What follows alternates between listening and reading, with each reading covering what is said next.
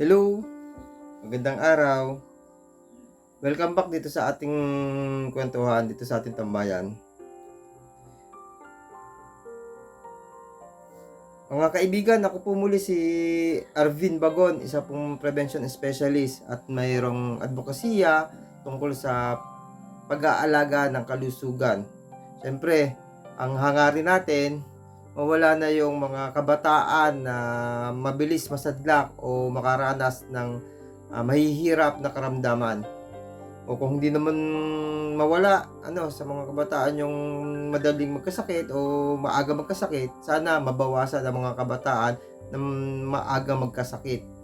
Talaga naman pong napakahirap at alam na alam natin lahat yan na pag pumasok ka sa mga ospital, sobrang dami at kalimitan loaded ang ospital o punuan. Ang vlog natin ngayon, ang pagkukwentuhan natin ngayon ay tungkol sa pagkain. Ano ba yung tamang oras ng pagkain? Ito po ay isang request content ng isang subscriber natin. Ito po ay request ni Ma'am Marina Kuyugan. Sana daw mapansin ko at pag-usapan ang tamang oras ng pagkain.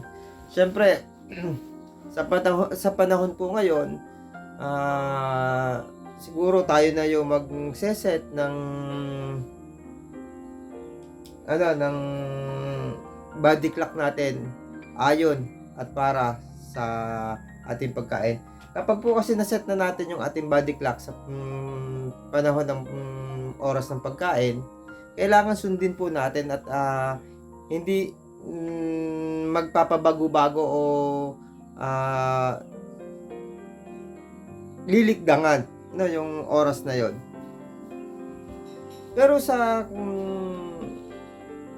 pag-aaral po ng mga dalubhasa, talaga merong tamang oras ng pagkain. Dangan nga lang po sa realidad na buhay na lagi nating binabanggit sa mga vlog, kasi wala na po rin tayong magagawa. Tawagin natin ito at pag-usapan natin ito na ito ay isang balakid, isang barrier ng ating kalusugan. Pagdating po sa ganun, talagang minsan hindi natin nasusunod. Kasi minsan yung barrier ay napakabigat. Napakabigat sundin kasi sa mga pangangailangan. Tulad po ng request nga ni Ma'am na ano daw ba yung tamang oras ng pagkain kasi nahihirapan siya sa sakit niya. Para sa akin po,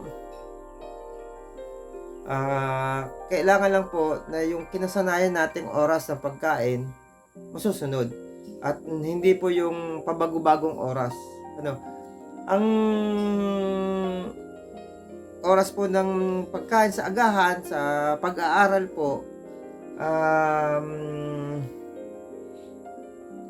alas 7 hanggang alas 8 po ng umaga. Kasi may mga sa pag-aral may mga benepisyo na pagkokolekta ng mga natin, yung mga nutrition para sa mga internal organs, sa mga cells. Yan yung oras na prefer ng ating katawan.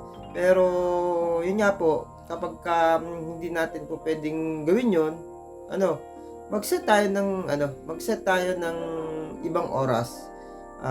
Mahalaga, nasa time pa rin siya ng agahan ng umaga. Huwag siyang lalampas ang alas 10 ng umaga. Sana naman huwag lumampas.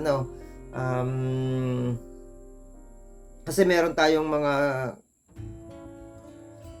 kababayan, na mga kaibigan na ang trabaho ay hindi sasakto sa ganong oras pa para ka makakain. Yan. Kung sa tanghalian naman po, ang required po alas 12 hanggang alas 2 ng hapon. Pero kung hindi talaga rin maaari at may balakid pa rin nga po, may balakid pa rin o may barrier pa rin para sa ganong pagkain ng tanghalian, sana naman huwag lalampas ng alas 3. Ano? Sa hapon naman po, alas 6 hanggang alas 8 po ng hapon ang ating pong tamang oras ng pagkain. Nang sa ganun po, yung pagtulog natin, pag alas 8, kailangan kasi mga 3 oras tayo tapos kumain bago tayo mamahinga. O di 8, 9, 10, 11. Ano po? Sa 11 po, actually nga, late na rin nga po yung alas 8. Ano? Kasi nga 11 na yung makakatulog tayo. Minsan kapag may edad ka na, mahirap nang gumawa ng tulog. Ako natutulog ako minsan alas 9:30, alas 9, alas 10, ano. Pag alas 11 na, medyo nahihirapan na rin ako matulog. Kung hindi po kakayanin ng hanggang alas 8, sana po ay huwag namang lalampas ng alas 9 ng gabi ang ating hapunan. Ang ating pong katawan, ayan po ay nagre-repair po ng mga cells, ng mga problema sa organ natin, at iba pang mga sakit o problema sa parte ng katawan natin sa alas 10 ng gabi. Parang ganun ang naalala ko do sa nabasa ko sa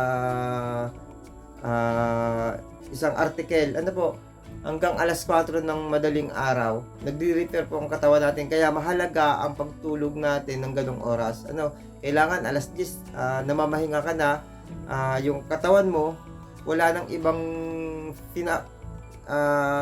wala nang ibang nagpapangsyon, wala nang ibang pinag-aabalahan, kundi pagre-repair lang ng mga problema, ng mga na-damage sa maghapon. Ano, yun yung ginagawa ng katawan.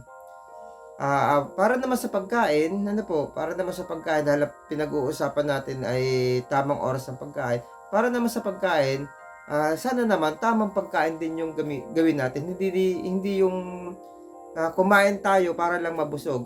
Ano yung ibig sabihin ko na kumain tayo para lang tayo mabusog? Ito yung kumakain tayo ng hindi naman tamang pagkain. Ang tawag ko po dyan, kapag puro chemical ang kasama sa pagkain, benepisyo lang niyang makukuha natin. Ito po ay ayon po sa aking pangunawa. Ang benepisyo lang na tawag ko sa ganyang pagkain ay kabusugan. Ano po? Actually, nagdadala siya ng iba't ibang uri ng karamdaman. Kaya naman po napakarami nating sakit na nakukuha sa mga ganyang pagkain. Yan. Ang tamang pagkain po siyempre, yung may nutrition, yung may tamang nutrition. Ano po? Kompletong diet.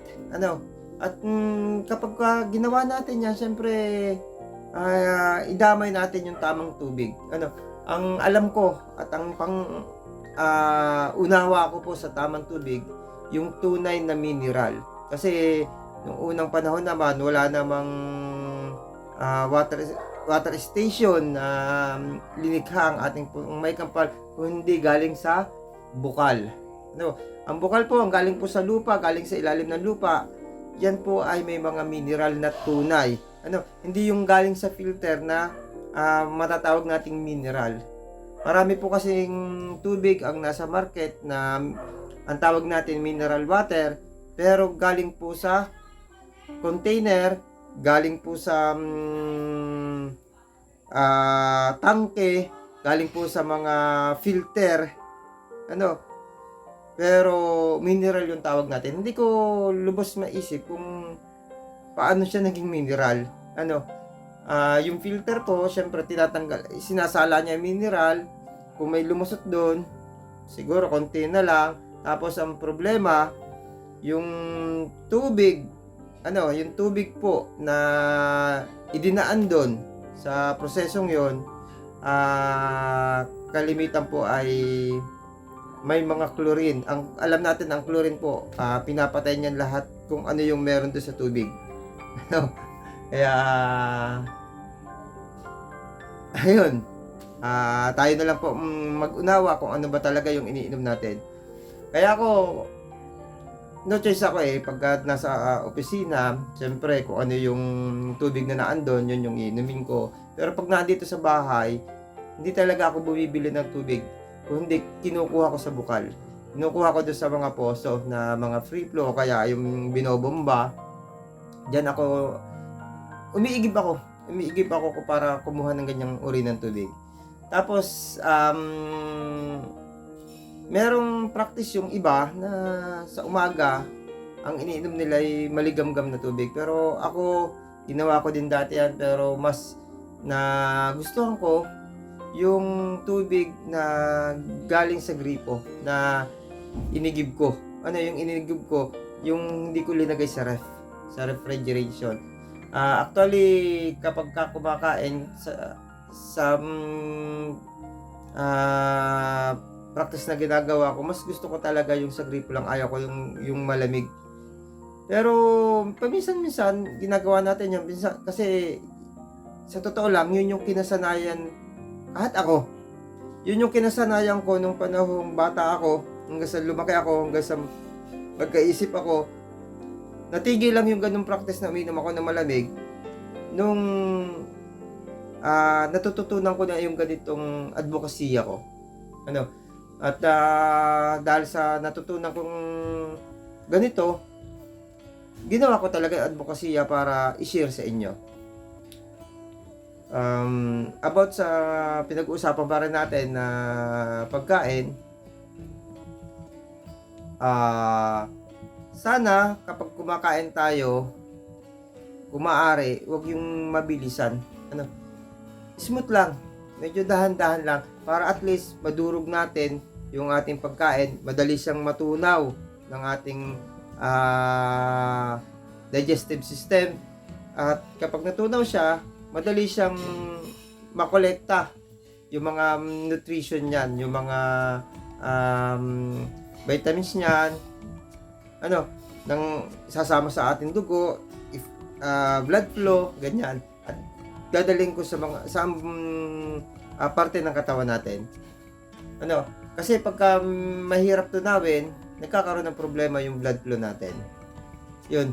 At laging tatandaan po ang atin pong pagkain na nababagay sa ating katawan, gulay at prutas. Wala pong hindi anong chemical ang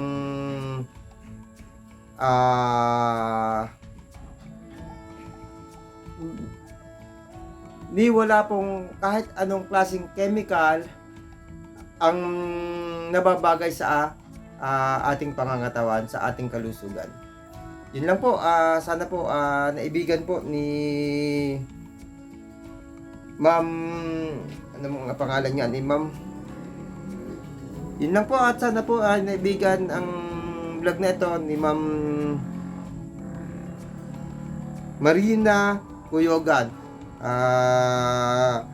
Nung mabasa ko po ang inyong message, naisipan ko po na makasingit at magawan ng vlog kasi medyo matagal-tagal yung paghihirap nyo sa mga sakit nyo, pero ito na po yung inaasahan nyo na igawa ko kayo ng kwento. Bye bye po at God bless you. Ingat po tayo.